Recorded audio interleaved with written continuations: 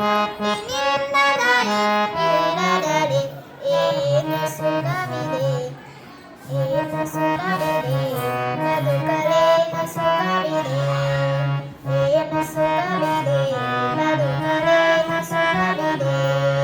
ಧನಕನಕ ಸಂಪದಕ್ಕೆ ಮೋಹ ಗಂಡಿನ ಅನವರತ ಅನ್ಯರಿಗೆ ದ್ರೋಹ ಬೈಯುತ್ತ.